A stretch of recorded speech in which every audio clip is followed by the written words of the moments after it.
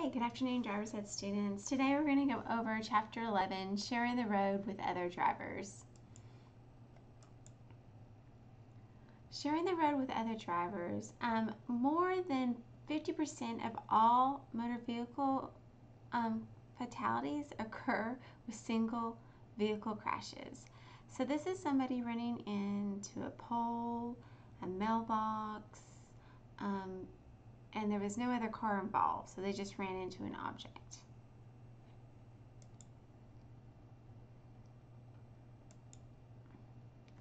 We have 5 common traffic conflicts. Okay, the first one is oncoming vehicles. The second one is merging and exiting a vehicle. The third one is cars ahead of you. The fourth is vehicles behind you, and the fifth, intersecting vehicles and pedestrians. So these are the 5 we're going to go over.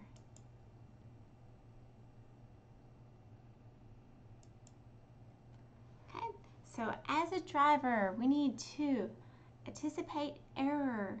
Okay, humans make errors. So typical errors drivers may include, vision error, so they just didn't see it, and they ran into the object. Failure to yield the right of way. Okay, so they pulled out in front of somebody. Improper speed adjustment. Okay, so they may have thought they could have made it, and they didn't. They didn't go fast enough. Poor judgment or distance of space requirements.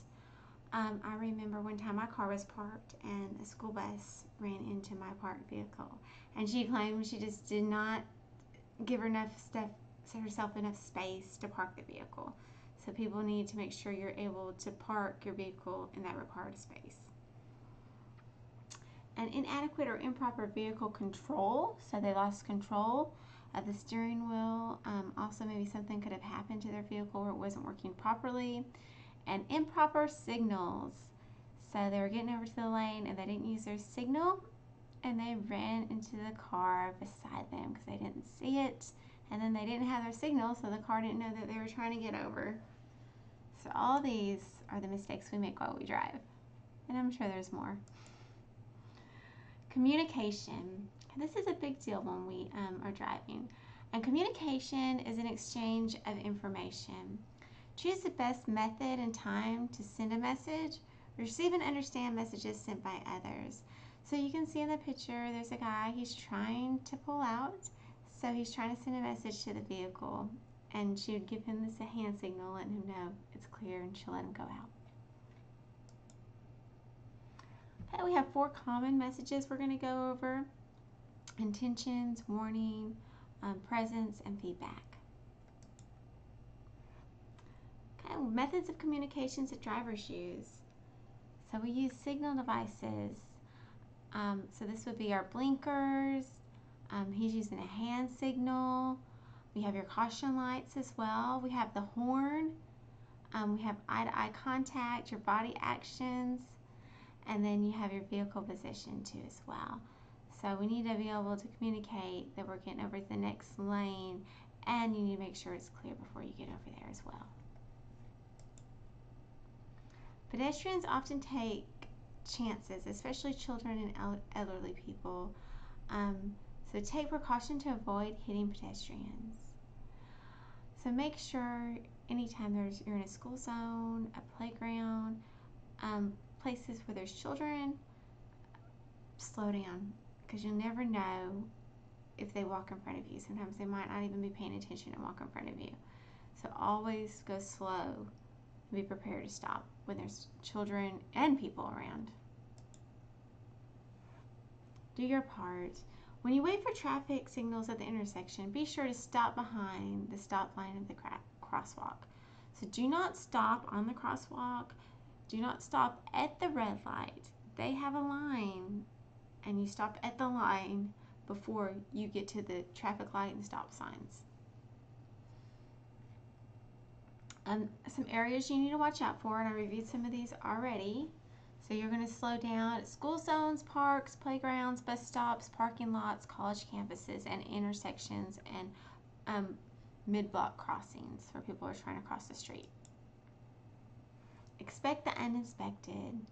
Okay, when you feel so bad if you hit somebody with your vehicle, and I mean, you have to go to court even if it was an accident. So always try to think in your mind, what would you do if somebody walked out in front of your vehicle? Are you able to stop in time? Would you be able to swerve off in time without hurting yourself? Okay, so inattentive pedestrians. So what this means is a lot of time we're walking and we're not paying attention. I know my niece is really bad about being on her cell phone while she walks and rides her bicycle. One time she was riding her bicycle and she ran right into a launch chair because she was trying to text on her bicycle, and she got hurt real bad. So a lot of people do this when they're walking too as well, so they may walk right out in front of traffic. So you have to be prepared for this in case this happens. Also, you have to take the weather in consideration. So it may be rainy, foggy, or snow, and they may have a difficult time seeing you as you are having a difficult time seeing them. People may also have umbrellas, hoods, and hats on, and they're having a hard time seeing you as well. So you have to be ready.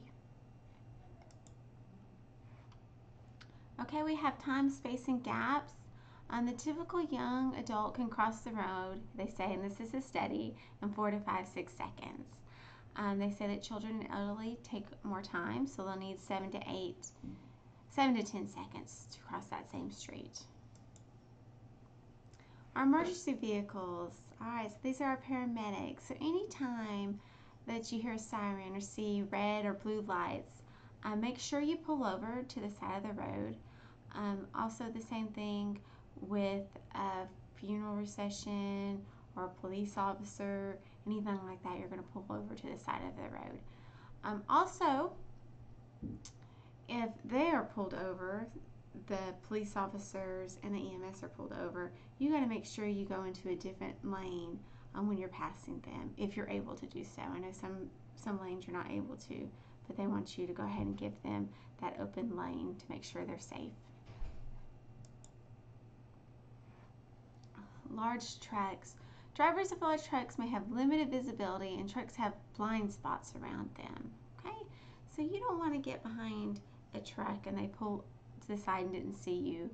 So try not to drive behind a large truck for a long period of time, and just be aware of their blind spots, and that they have to turn wide too as well. So you don't want them to be trying to turn and run into your vehicle. Okay. People on motorcycles and scooters. So motorcycles and scooters are so much fun to drive. So we have to make sure that we give them enough room on the roadway. So give motorcycles and scooters as much space as possible as you would a vehicle. Do not try to squeeze into the same lane. So give them plenty of room. Okay. Be aware of the demand increase in awareness of bicycles. So you need to give the bicycles at least 4 feet. So I would say even more, and not pull over, but move over to the lane to give them plenty of room, especially if there's a children involved, because sometimes kids are new at riding bikes. So if they did fall on their bicycle, they'd have enough room right there where you wouldn't injure them. Oh, so pets and dogs. So dogs and cats can dart out into the road, okay? And you'd feel so bad if you hit an animal, I'm sure you would. So I've hit a deer and a dog before that actually ran out while I was driving on a highway uninspectedly, and I felt awful. I'm real close to animals, so I always tried to apologize to the owners and bury the animal and all those things that you need to do, but be careful. Okay, so slow down, and try to avoid it. Sometimes you cannot avoid it, just depending on the circumstance, especially with the deer we have at night. It's estimated that 1.5 deer alone are killed annually by the U.S. by motor vehicle. When you're driving, especially on rural roads, the deer will be out on the sides of the highway, and they'll see the light and they'll actually run out in front of your car. And so you're going that 55 miles an hour. So they might run into the side of your car, they might run in front, you run it over, and it can damage your vehicle so much, and of course kill the animal. So it's not a good situation altogether. And it says that approximately 160 people injured. Wild animals kill approximately 160 people and injure thousands more. So yeah, sometimes it can't be avoided. So just be aware, deer. Intersection create hazards. Intersections allow cars and pedestrians to cut across a driver's pathway at various angles.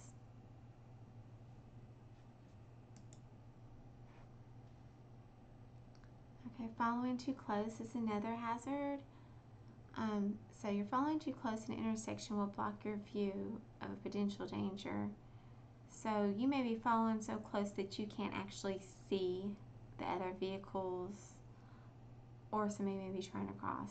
So make sure you allow adequate space so you can see. Our safe gap. Once you reach an intersection, you will need to decide whether it's safe to start, across, or turn. To do this, you will have to judge a safe gap in space. Okay, so it's saying 6 seconds is a good safe gap. Identify an 8-second gap if traffic is driving at 30 miles an hour. So they want you to give more space if you're driving slower. Intersections and turning. Unless otherwise indicate, enter the first traffic lane that goes into the directions you want to go. Judging a safe gap. Once you complete a turn, you must accelerate to the speed of traffic. So you are not going to turn and go extremely slow because somebody might run into the back end of you.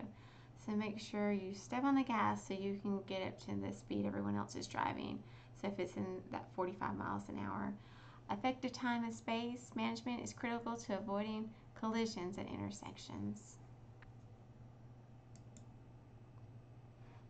Always expect a train. The weight ratio of a train to automobile is 4,000 to 1, and it is proportional to an automobile at a soda can. So they're comparing a can of Coke,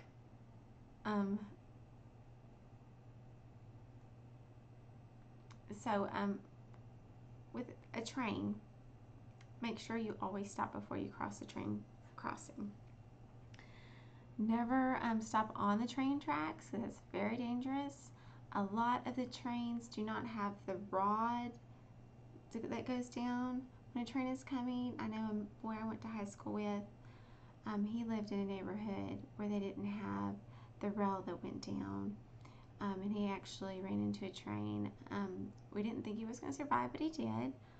It took years of therapy to try to get him back to normal. So it's very dangerous. So make sure you always stop before you get to a train track.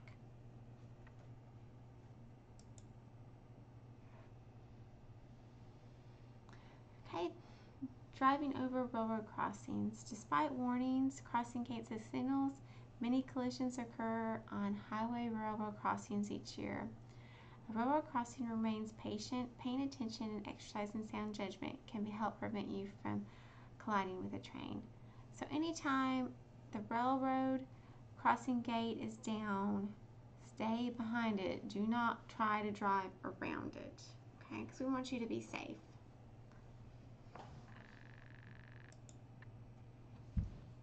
Now, we talked about this a while ago. Never stop on the railroad tracks. If for some reason your car does break down, what they want you to do is they want you to get everyone out of the car, call 911. Okay, hopefully there is not a train nearby. And then they say posted, there's an emergency number on the post on the crossbuck mast that you can call, or you can just call 911 and tell them that your vehicle is broke down.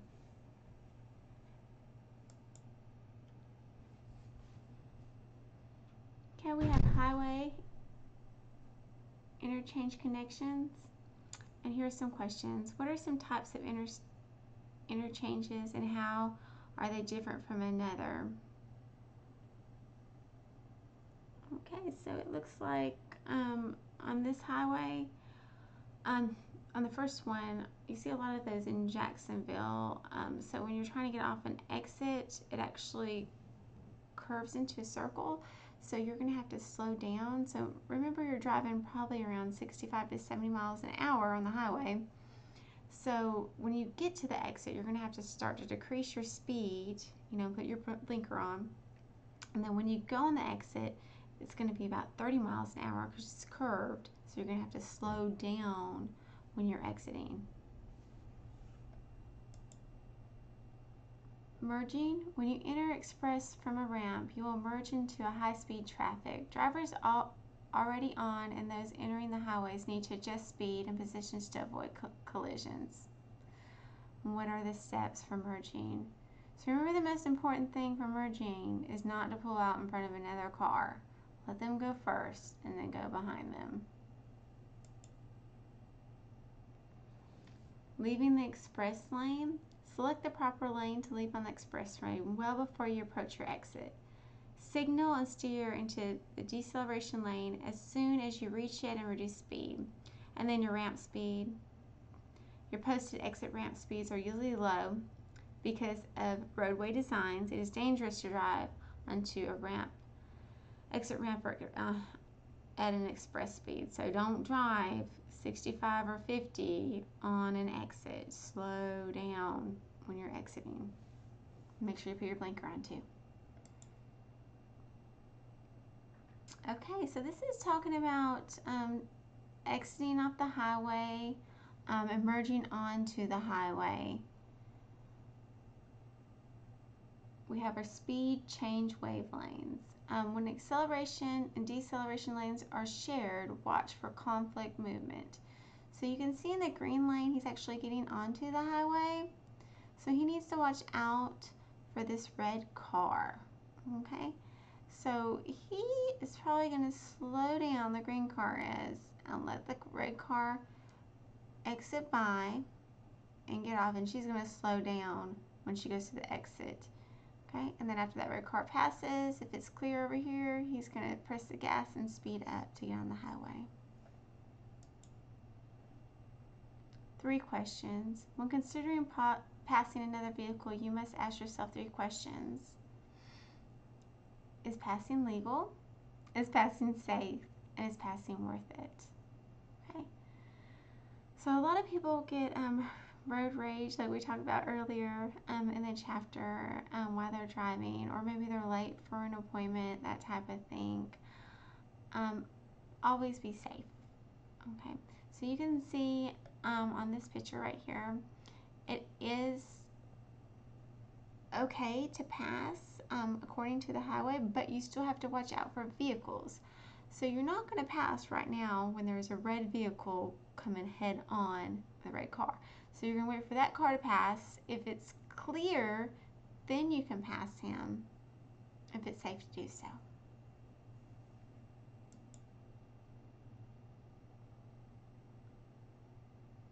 Okay, some dangers we need to remember. Remember, some people are just impatient, so that's why they're passing. And then they also make error in judgment. So you don't want to try to pass if maybe there's a blind spot up ahead, like a curb, that type of thing, because you can't see, so there might be a car that might hit you head on, that type of thing. With the roadways, like I said, when there's space in between on this side, it's usually safe to pass if it's clear, but if they were on the opposite side, it's not safe to pass for them. Okay, so when is it illegal to pass?